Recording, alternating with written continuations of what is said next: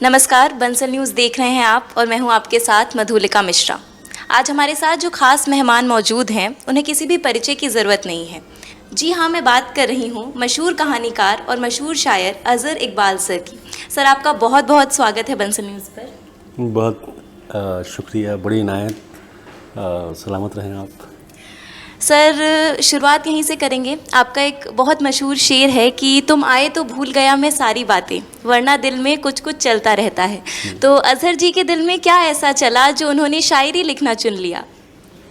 Basically घर का माहौल कुछ इस तरह का था कि चारों तरफ कुछ साहित्यिक बातें, साहित्य पे विचार विमर्श, नावल, अफसाने, कहानियाँ।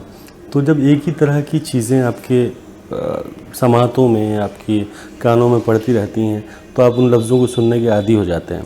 और रफ्ता रफ्ता जब वो शौक़ परवान चढ़ता है तो फिर आप या तो लेखक बन जाते हैं या शायर बन जाते हैं। जी हाँ। यही वजह रही है।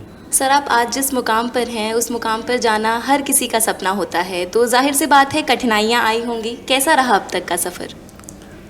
काफ़ी मुश्किल था। मतलब शुरुआती दौर तो समाज जो है, जो सोसाइटी है या जो साहित्य को पसंद करने वाले लोग हैं वो आसानी से आपको कबूल नहीं करते हैं। तो मुझे लगा कि ये 20 साल की एक यात्रा है पूरी, जिसमें रफ्ता रफ्ता एक लोगों ने मोहब्बतें देना शुरू की। लोगों के मेरे प्रति जो है वो खूबसूरती से उन्होंने बहुत चाहा मुझे। और अब तो मैं हैरान हो जाता हूँ देख के कि जहाँ जाना होता है वहाँ पहले से ही इतने सारे लोग होते हैं मौजूद मिलने के लिए, मुलाकातों के लिए। तो बहुत ही अच्छा सफ़र है। बिल्कुल सर। और पहली शायरी आपकी अगर आप वो सुनाएं और किसने प्रेरणा दी थी, अगर इसके बारे में बताएं थोड़ा। हमारे यहाँ एक छोटे से कस्बा है बुढ़ाना। तो बुढ़ाना में अमूमन साहित्यिक गोष्ठियों का एक प्रचलन था। तो उसमें कभी कभी कोई पंक्ति किसी शायर की दे दी जाती थी और कहा जाता था कि इस पर आप शेर कहें। तो उन दिनों दुष्यंत कुमार की एक गज़ल का मिसरा दिया गया। जो शेर कुछ इस तरह था उनका कि वो मुतमईन है कि पत्थर पिघल नहीं सकता, वो मुतमईन है कि पत्थर पिघल नहीं सकता, मैं बेकरार हूँ आवाज़ में असर के लिए। क्या बात है सर। तो दुष्यंत साहब की ज़मीन में इस गज़ल पर मिसरे पर शेर कहना था। मेरी उम्र रही होगी उस वक्त 16-17 बरस की। तो मुझे पता भी नहीं था कि शेर कैसे गढ़े जाते हैं, शेर कैसे कहे जाते हैं। तो अचानक मैं ऐसे ही कुछ लफ्ज़ों के जोड़ तोड़ में लगा और मुझे लगा कि कुछ कोई कपलेट टाइप कोई चीज़, एक शेर हो गया है कुछ। तो पहला शेर था कि वो फूल बन के मेरे पास ही महकता रहा, वो फूल बन के मेरे पास ही महकता रहा, मैं सोचता ही रहा अपने हम सफ़र के लिए। तो ये बचपन में जो मैंने शायरी जहाँ से शुरू की उस वक्त ये पहला शेर कहा गया था। जी सर। सर, घर की तरफ से कितना सपोर्ट रहा? उन्होंने कैसा सपोर्ट किया आपको? उस वक्त थोड़ा स्ट्रगल था, घर के हालात भी अच्छे नहीं थे। तो पढ़ाई भी जारी रखना थी, नौकरी भी करना थी, कुछ आर्थिक समस्याओं का सामना था। तो शहर दर शहर नौकरी के सिलसिले में जाना आना लगा रहा। तो कॉरस्पॉन्डेंस से हम लोग पढ़ते रहे, किसी तरह ग्रेजुएशन किया। और फिर सपोर्ट जहाँ तक मुझे लगता है कि बहुत ज़्यादा रहा। एक भावनात्मक जुड़ाव कि हम जिन भी हालात में रहें एक दूसरे की ताकत बने रहें, चाहे वो बहन भाई हों या पेरेंट्स हों। सब लोगों ने मतलब एक ही हौसला दिलाया कि नहीं, आप किसी भी फील्ड में आगे बढ़ सकते हैं। जैसा कि सर, शायरी एक ऐसा टर्म है कि इसको उर्दू के साथ जोड़ लिया जाता है, तो अज़हर इकबाल जी ने शायरी में हिंदी भाषा को चुना, इसके पीछे क्या वजह है? मुझे लगता है कि हम एक कंपोजिट कल्चर में रहते हैं। दो तहजीबें हैं, बल्कि दो क्या कई सारी तहजीबें हैं जिनका मुरक्का है ये जो हिंदुस्तान। मुख्तलिफ़ भाषाएं, मुख्तलिफ़ तहजीबें, इन सब में हमें जीना होता है। हमारे इर्द गिर्द अलग अलग भाषाओं के लोग रहते हैं। तो आप कब कौन सी भाषा से मुतासिर हो जाते हैं, कौन सी ज़ुबान आपको अच्छी लगने लगती है, उसमें कहा नहीं जा सकता। मैं ये महसूस करता हूँ कि आप अच्छी शायरी किसी भी ज़ुबान में कर सकते हैं। तो मैंने बचपन में मतलब इस तरह के सीरियल्स वगैरह या देखा करते थे, तो कहीं ना कहीं वो हिंदी अल्फाज, हिंदी हालांकि मेरा कभी सब्जेक्ट नहीं रहा, मैंने कभी बाकायदगी से हिंदी की पढ़ाई नहीं की, लेकिन पता नहीं क्यों दिलचस्पी बढ़ती चली गई। खासकर जो माइथोलॉजिकल कैरेक्टर्स थे, राम और रावण और कर्ण, अर्जुन, मैं न चाहते हुए ये कहीं ना कहीं मेरे अनकॉन्शियस में रहते हैं ये सारे कैरेक्टर्स, और वो मैं अगर चाहूँ भी ना तो वो शायरी में आ जाते हैं खुद ब खुद। अज़हर इकबाल जी, आज जब आप सबके लिए एक मोटिवेशन, एक इंस्पिरेशन है, तो अज़हर जी की मोटिवेशन और इंस्पिरेशन कौन है? मधुलिका, बहुत सारे लोग हैं ऐसे कि जिनको मुझे लगा कि इन लोगों को पढ़ना चाहिए या इनसे सीखने को मिल सकता है।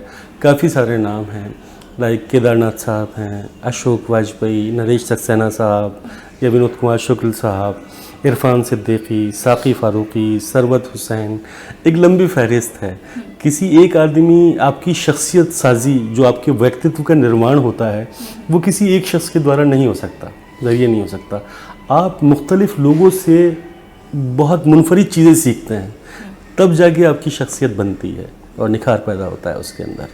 बिल्कुल सही बात है सर। सर, आज की हमारी जो वर्तमान स्थिति है उसे आप कैसे देखते हैं? मैं बड़ा आशावादी हूँ इस चीज़ को लेके, बड़ा उम्मीद अफ़ज़ा माहौल है।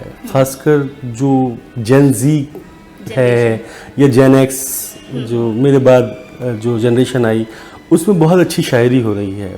नौजवान नस्ल बहुत अच्छा काम कर रही है, और हमारा जो मुस्तकबिल है, हमारा जो भविष्य है, वो दरख्शां है, रोशन है। आप जैसे लोग हैं। धन्यवाद सर। सर, आज की परिस्थिति पे अगर आपने कुछ पंक्तियाँ लिखी हों और आप हमारे दर्शकों को सुनाना चाहें। हालांकि बड़े तजाद हो जाएगा, बड़ा कंट्रोडक्शन इसमें आ जाएगा बात में। मैं अभी तारीफ़ कर रहा था जेन ज़ी और जेन एक्स की, लेकिन शेर जो है वो बिल्कुल इसके अपोजिट है। जाने वो बच्चे कहाँ किन रास्तों पर खो गए, जाने वो बच्चे कहाँ किन रास्तों पर खो गए, जो बड़े बूढ़ों को जाते थे नमन करते हुए। क्या बात है सर, बहुत खूब। और प्रेम में संपूर्ण हो जाने का मतलब है यही, प्रेम में संपूर्ण हो जाने का मतलब है यही, कृष्ण हो जाए अगर मेरा भजन करते हुए। इसी से सर एक सवाल जो मेरे जहन में बहुत बार आया कि हिंदू माइथोलॉजी को आप अपनी कविता, शायरी के ज़रिए दिखाकर क्या बताना चाहते हैं? क्यों हिंदू माइथोलॉजी को क्यों चूज़ किया? देखिए, मैं जहाँ तक सोचता, हिंदू माइथोलॉजी नहीं, कोई भी एक शख्स जो आपको आपका रास्ता प्रशस्त कर रहा हो, आपको रोशनी दिखा रहा हो, तो वो आपके लिए सम्मानित है, एहतराम के काबिल है। उसमें किसी मज़हब का कोई लेना देना नहीं है। मोहम्मद साहब ने कहा था, ये देखिए कि रोशनी कहाँ से आ रही है, ये मत देखिए कि मशाल लिए कौन खड़ा है। तो अच्छी बातें जहाँ से मिल पा रही हों, चाहे वो हिंदू माइथोलॉजी से मिल रही हैं वहाँ से लें, इस्लाम से मिल रही हैं वहाँ से लें, क्रिश्चियनिटी से मिल रही हैं वहाँ से लें। तो इस अच्छी बातों का मज़हब से कोई लेना देना नहीं होता है। बिल्कुल सर। सर, हमारी आज की युवा पीढ़ी के लिए कुछ संदेश, जो आपकी तरह शायर बनना चाह रहे हैं, उनको कुछ कहना चाहेंगे आप? जी ज़रूर। मुझे लगता है कि शायरी आपको अच्छा इंसान बनने में मदद करती है, और इस दौर में जब लोगों में दूरियां, फासले बढ़ते चले जा रहे हैं, ऐसे में शायरी ज़्यादा सार्थक हो जाती है। हमारी परवरिश में, हमारी तरबियत में एक ज़रूरी हिस्सा हुआ करता था कहानियाँ, जो अब घरों से गायब हो गई हैं। अब ना दादियाँ होती हैं, ना नानियाँ होती हैं, ना पेरेंट्स को इतना वक्त रहा है कि वो अपने बच्चों को कहानियाँ सुनाएं। कहानियाँ आपकी किरदार साजी में, आपकी तरबियत में एक अहम मुकाम रखती थीं। तो जब से घरों से कहानियाँ गायब हुई हैं, मुझे लगता है कि एक जो भावनात्मक जुड़ाव, एक जो जज्बाती रिश्ता आपस में हुआ करता था, उसके अंदर बहुत कमी आ गई है। तो मेरा एक संदेश, मेरा एक पैगाम यही है कि आप अपने बच्चों को कहानियाँ ज़रूर सुनाएं। बिल्कुल सर। अज़हर इकबाल जी, आपका जीवन जैसा कि है, मतलब आप शायरियाँ, कहानियाँ करना बहुत पसंद करते हैं, लेकिन क्या आपके जीवन में कभी कोई प्लान बी रहा? आपने इसके अलावा कुछ करने का सोचा था? नहीं, प्लान बी तो शायरी है। पहला प्लान तो मेरा ब्रेड बटर फाइनेंस से चलता है। मैं फाइनेंस सेक्टर में हूँ। एक कंपनी में Satin Credit Care Network Limited में as a deputy general manager काम करता हूँ। तो मैंने कभी शायरी को, साहित्य को या अपने शौक़ को पेशा नहीं बनने दिया। लेकिन इत्तेफाक देखिए, आपके पेशे से ज़्यादा आपको इससे जाना जा रहा है। बिल्कुल बिल्कुल बिल्कुल।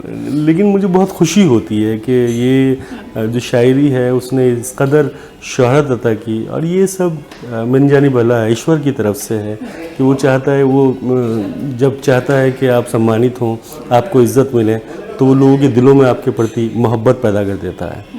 तो एक अहम सवाल सर, जब आप लिखते होंगे तो काफ़ी बार ऐसा हुआ होगा कि ख्याल नहीं आ रहे हैं, दिमाग खाली है, कुछ भी जहन में नहीं आ रहा, उस समय अपने आप को कैसे बाहर निकाल कर एक अच्छी शायरी लिखना, एक अच्छी कविता? ये हमेशा हर शायर हर लेखक के साथ होता है, आप लगातार लिख ही नहीं सकते। कभी कभी तो शारिक साहब यहाँ आए हुए हैं, शारिक कैफ़ी उर्दू का एक बहुत बड़ा नाम है कंटेम्प्रेरी पोइट्स में। शारिक साहब बताते हैं कि जब उनकी पहली किताब आई जी, उसके बाद 18 साल उन्होंने कुछ नहीं लिखा, एक मिसरा नहीं लिखा उन्होंने, और 18 साल के बाद फिर जब उनका जहन उस तरफ गया तो 3 महीने में किताब आ गई दूसरी। तो ऐसा बिल्कुल ज़रूरी नहीं है कि आप लगातार लिखेंगे, रोज़ आपको ये सोच के बैठना है कि नहीं मुझे तो कुछ ना कुछ लिखना है, एक शेर कहना है, गज़ल कहनी है, नहीं, ज़रूरी नहीं है उसके लिए। हम भोपाल में हैं सर, तो भोपाल वालों के लिए एक शेर अगर आप सुनाना चाहें तो। वो एक झील थी शफाफ नीले पानी की। भोपाल दरअसल झीलों का शहर है, तो मुझे झील से एक शेर याद आ गया। वो एक झील थी शफाफ नीले पानी की, और उसमें डूब के खुद को निखार आए हम। तो भोपाल में जब भी मेरा आना होता है वो ऐसे ही होता है जैसे इस शहर में डूब जाता हूँ। यहाँ की झीलें बहुत मुतासिर करती हैं, और यहाँ उनके जो दिलकश मनाजिर हैं वो अपनी तरफ खींचते हैं मुझे भोपाल में। मेरा बहुत दिल चाहता है कि मैं कुछ दिन गुजारूं यहाँ पे, लेकिन मसरूफियात के चलते घर बार जिम्मेदारियाँ भाग दौड़ रह नहीं पाता हूँ। लेकिन इंशाल्लाह एक दिन आएगा जब मैं बहुत दिन के लिए यहाँ आवारागर्दी करने के लिए आऊँगा। बिल्कुल सर। अजहर इकबाल जी का बचपन कैसा गुजरा? बचपन मेरे जीवन में संतोष बहुत है। ईश्वर ने जब जो चीज़ें मुझे दी मैंने सदा उसका धन्यवाद दिया। जब कुछ नहीं था तब भी ये मुस्कुराहट और ये सुकून मेरे चेहरे पर रहा करता था। आज जब ईश्वर ने बहुत मेरी हैसियत से ज़्यादा दिया है मुझे, तब भी मैं उसका धन्यवाद करता रहता हूँ। तो हम दोनों हस्बैंड वाइफ ऐसे हैं कि हमारे पास जो होता है उसमें खुशी खुशी गुजारा कर रहे होते हैं। हर चीज़ को, छोटी छोटी खुशियों को एंजॉय करते हैं हम लोग। तो बस ये इसीलिए सुकून बना हुआ है ज़िंदगी में। सर, आपने इतनी सारी शायरियाँ लिखी है, आपकी मन पसंदीदा शायरी कोई सी? एक शेर है जो मुझे लगता है कि मेरी ज़िंदगी के बहुत करीब मुझे महसूस होता है। बड़ी लतीफ़ सी कैफियत है, बहुत नाजुक सा वो है।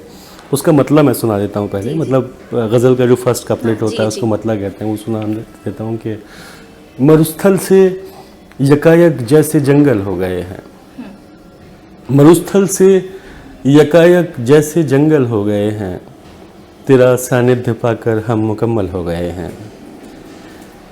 हमारे आंसुओं को दुख का कारण मत समझना, हमारे आंसुओं को दुख का कारण मत समझना, तुम्हें नज़दीक पाकर भाव विह्वल हो गए हैं।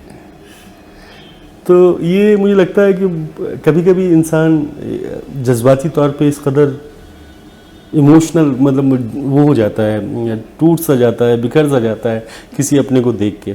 तो वो एक ये कैफियत मुझे बहुत पसंद है, जब आप किसी से मिल के रो पड़ें। कभी ये ख्याल मन में आया कि शायरी छोड़ दूं? नहीं, शायरी क्यों छोड़ दी? शायरी तो नहीं। मैं जिसे ओढ़ता बिछाता हूँ, दुष्यंत साहब ने कहा था, मैं जिसे ओढ़ता बिछाता हूँ वो गज़ल आपको सुनाता हूँ। तो शायरी जो है मेरा ओढ़ना बिछाना है। मैं मुसलसल मतलब इस कैफियत से सरशार रहना चाहता हूँ। आप भोपाल सर कितनी बार आए? ये शायद 5वीं या 6ठी मरतबा मैं यहाँ आया हूँ। सर, हमारी आज की जनरेशन जो कुछ अच्छा लिखना चाहती है, लेकिन फिर वो होता है कि नहीं, प्रेम, एक तरफा प्यार, बहुत सारी चीज़ें, बहुत सारे ख्याल आते हैं, तो वो कैसे कंसंट्रेट करके एक अच्छा आउटकम निकाल सके किसी भी चीज़ में, भले ही लिखना ना हो, कुछ भी करना हो, उनके लिए कुछ इंस्पिरेशन? हमारी जो नई नस्ल है वो बहुत जल्दबाजी में है। दरअसल शायरी जो है वो एक तपस्या है, सीखते सीखते आती है। हम पढ़ना नहीं चाहते हैं लोगों को।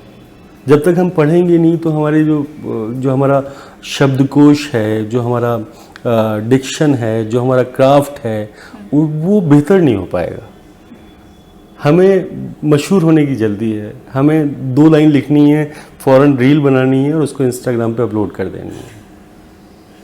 जबकि होता क्या है कि जब आप कुछ लिखते हैं तो उसे थोड़े दिन के लिए रख दें, फिर 10 दिन बाद 20 दिन बाद उसको पढ़ें, आपको खुद नज़र आएगा कि उसके अंदर और बेहतर करने की क्या गुंजाइश है, हम उसको कैसे बेहतर कर सकते हैं। तो ये जो जल्दबाजी जहन में है, इसको निकालना होगा। अजहर इकबाल जी को फिल्मों की तरफ जाने का भी शौक था, वो शौक क्यों नहीं पूरा हो सका? मैं चाहता था कि मैं बॉम्बे शिफ्ट हो जाऊं जब मैं शायद 19-20 साल का रहा हूँगा, 21-22 का। मुझे लगता था कि मैं शायद उस फील्ड में कुछ कर सकता हूँ। अम्मा कहने लगी बड़ा आज़ाद माहौल है मुंबई का, बिगड़ जाएगा, मत जा। मैं अम्मा की बातें ज़रा मानता हूँ तो मैं रुक गया फिर। बिल्कुल सर। लेकिन अभी भी हम लोग थिएटर तो करते हैं, 100 से ज़्यादा प्ले कर चुके हैं हम। हर्फकार फाउंडेशन में एक सोसाइटी रन करता हूँ, तो उसमें दास्तान गोई भी के शोज़ कराते हैं, शायरी, कविता, कहानियाँ, स्टोरी टेलिंग वगैरह सब तरह के हर फन को फ़रोग़ देने की कोशिश करते हैं, आर्ट फॉर्म को। सर, जो आप कहानियाँ लिखते हैं उसके पीछे जो मेन संदेश है वो क्या, मतलब आज की रियलिटी दर्शाना? कहानियाँ कुछ नहीं, कुछ जो नाटक हैं उनकी स्क्रिप्ट वगैरह लिखी हैं, तो वो कहीं ना कहीं एक्चुअली वो मेरा जोन है नहीं। बेसिकली मैं आपको बताऊं, मैं शायरी ज़्यादा मेरा रहता है और किस्सेबाजी मुझे पसंद है, मतलब कहानियाँ सुनाना। हाँ। तो बहुत पुराने वक्तों की बात है। एक बार एक बादशाह ने खुशी के आलम में फ़ैसला किया कि वो अपनी सल्तनत के तमाम कैदियों को रिहा कर देगा। बादशाह का फरमान जारी होने की देर थी कि तमाम कैदियों को रिहा किया जाने लगा। अचानक बादशाह की नज़र एक बूढ़े कैदी की तरफ गई। उसने उन्हें रोका और पूछा, बुजुर्गवार, आप यहाँ कब से कैद थे? बूढ़े कैदी ने मुस्कुराते हुए जवाब दिया, हुजूर, आपके वालिद के ज़माने से। ये सुनते ही बादशाह ज़ारो क़तार रोने लगा। उसने सिपाहियों को बुलाया और हुक्म दिया कि इनको बाइज्जत वापस कैद खाने में ले जाओ, ये हमारे अब्बा की निशानी है। क्या बात है सर। तो कहानी एक्चुअली ये जो किस्सेबाजी है ना, ये मुझे बहुत पसंद है। तो मैं बहुत सारे ऐसे स्टोरी टेलर्स थे जिनके साथ मैंने काम किया, लिखा नहीं है, लेकिन वो कहने की जो विधा है ना, ये कहानी कहना, ये बहुत पसंद है मुझे। सर, आप आज जिस मुकाम पर हैं, कभी जब लिखना शुरू किया था तब सोचा था फेमस होऊंगा? मुझे अब भी यकीन नहीं आता। आप बता रही हैं मैं किस मुकाम पे हूँ, तो मुझे पता चल रहा है कि मैं किस मुकाम पे हूँ। अदरवाइज मुझे कभी महसूस ही नहीं होता है। मैं वही, ज़्यादा बराबर भी फ़र्क नहीं आया। सर, सबसे अच्छी बात यही कि आप पहले भी डाउन टू अर्थ थे, अभी भी डाउन। बिल्कुल, और हमेशा ऐसा ही रहना है, हमेशा, मतलब सबके लिए मौजूद, सबके साथ। अब ये ऐलान मेरी जान विधिवत कर दो, अब ये ऐलान मेरी जान विधिवत कर दो, मैं तुम्हारा ही रहूं ऐसी वसीयत कर दो। मेरे जीवन में किसी वृक्ष की भांति आओ, मेरे जीवन में किसी वृक्ष की भांति आओ, अपने साये में रखो और तथागत कर दो। मैं जुदाई का वो क्षण हूँ जो सदा याद रहे, मैं जुदाई का वो क्षण हूँ जो सदा याद रहे, अपने माथे से लगाकर मुझे अक्षत कर दो। फिर चली आओ मेरे पास बिछड़ने के लिए, फिर चली आओ मेरे पास बिछड़ने के लिए, मन की पीड़ा को मेरी जान यथावत कर दो। बहुत शुक्रिया। बहुत खूब सर। सर, इसी नज़्म से एक सवाल आया कि एक बहुत बड़ी भीड़ है हमारी भारत में, वो है एक तरफा आशिक, और आप उन एक तरफा आशिक के मसीहा हैं। वो आपको शुक्रिया अदा करना चाहती है। तो इस तरीके से, इस वे में आप जो लिखते हैं अपनी नज़्म, जहाँ हर तरफ टूटा दिल, ये सब बढ़ावा दिया जाता है? नहीं, ऐसी बात तो नहीं है कि मैं बढ़ावा देता हूँ इसको, एक तरफा मोहब्बत को। इदरीस बाबर एक पाकिस्तान के शायर हैं, उनका एक शेर याद आता है, मैंने एक तरफा मोहब्बत तो कभी की ही नहीं, मैंने एक तरफा मोहब्बत तो कभी की ही नहीं, उसकी जानिब से भी चाहा है बराबर खुद को। तो ये एक जो कैफियत है, जो एक तरीक़ा है, मोहब्बत बेसिकली क्या है, मोहब्बत मुकम्मल हो जाती है तो उसका कोई फ़ायदा रह नहीं जाता। वो शायद साहब बैठे हुए ऊपर, उनका एक शेर याद आता है मुझे, हिज्र जुदाई को कहते हैं और वस्ल कहते हैं मिलन को। तो हिज्र में हैं हज़ार इम्कानात, जुदाई में बहुत सारी संभावनाएं हैं। हिज्र में हैं हज़ार इम्कानात, वसल में वसल के सिवा क्या है। जो चीज़ मिल जाती है वो बेईमानी हो जाती है। दुनिया जिसे कहते हैं जादू का खिलौना है, मिल जाए तो मिट्टी है, खो जाए तो सोना है। निदा साहब का शेर, मशहूर ज़माना। तो ये सब चीज़ें हैं। अब मेरी खुशकिस्मती रही कि मैं जिन लोगों के बारे में सोचा करता था कि इनका सानिध्य प्राप्त हो जाए, इनकी क़ुर्बतों से फैज़याब हो जाऊं, उन लोगों के साथ मैं बैठा, उन लोगों के साथ मैंने स्टेज शेयर किया। ये मेरे लिए बहुत बड़ी बात है। अज़हर इकबाल जी की शायरी के अलावा हॉबीज़ क्या हैं? सफ़र का शौक़ है बहुत ज़्यादा, यात्राएं बहुत करता हूँ और खुश रहता हूँ यात्रा में। लोगों से मिलना, नए लोगों से मिलना, बातें करना, उनके बारे में जानना, मोहब्बतें करते रहना। ज़िंदगी है एक निरंतर बहते रहने का सफ़र। ज़िंदगी है एक निरंतर बहते रहने का सफ़र। आप दुख की इस नदी को पार करते जाइए।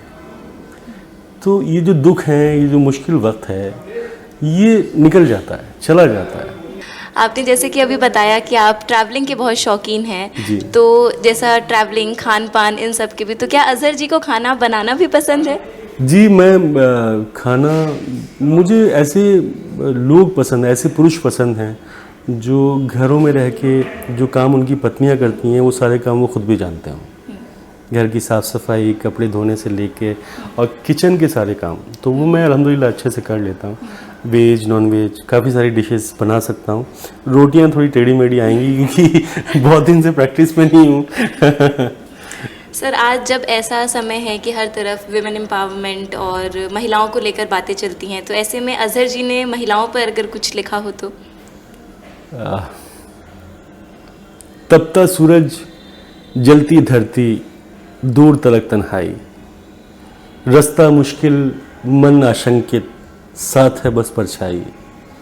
लेकिन अपने सपनों को पूरा करने की धुन में, पाँव के छाले, मन की पीड़ा, अपना सुंदर रूप, सब कुछ भूल गई है।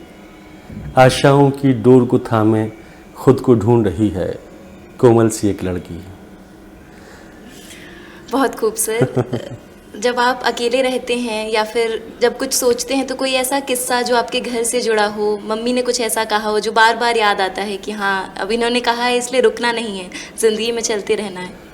बेसिकली कोई ऐसी मोटिवेशनल बातें मतलब बताई नहीं जाती हैं, उनको जिया जाता है घर में।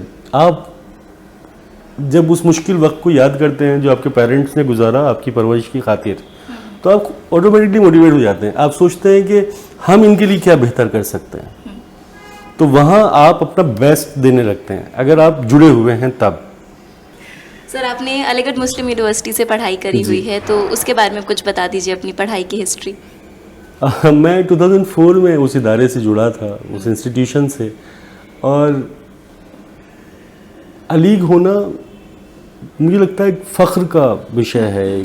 मुझे प्राउड फील होता है कि मैं उस इंस्टीट्यूशन से, भले ही मैं एक नालायक स्टूडेंट रहा लेकिन उसके बावजूद भी मुझे ये अच्छा लगता है कहना कि मैं अलीग हूँ, या मैं अलीगढ़ से कुछ थोड़ा बहुत मेरी वाबस्तगी रही। बहुत ज़्यादा वक्त तो नहीं गुजारा मैंने, बहुत कम वक्त के लिए गया मैं, लेकिन मुझे अच्छा लगता है। अज़हर इकबाल जी को कॉलेज के टाइम पर प्यार हुआ था?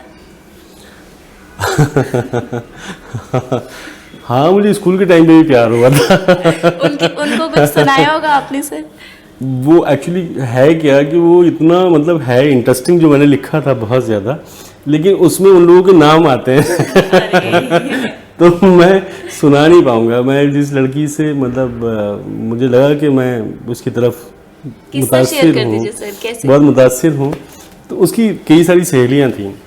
तो मुझे जब पहली बार अट्रैक्शन महसूस हुआ किसी मतलब लड़की की तरफ, तो वो एक ज़रा थोड़ा हिजाब वाला नहीं होता, पर्दे वाला घर, तो उस तरह के मामलात थे। मिलने का वो तसव्वुर ही नहीं था, मोबाइल थे नहीं, सोशल मीडिया नहीं था, कुछ नहीं था। तो कभी 15 दिन में, 20 दिन में, कभी स्कूल से आते जाते देख लिया, बस इतना ही हुआ करता था, और उसी में खुश रहा करते देख लिया।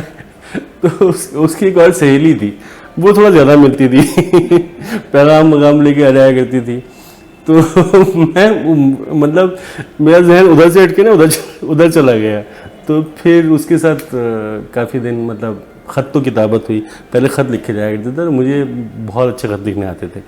मेरे दोस्त आया करते थे लिखवाने के लिए स्कूल टाइम में, तो बड़ा अच्छा वक्त था, वो भी बड़ा मासूम सा।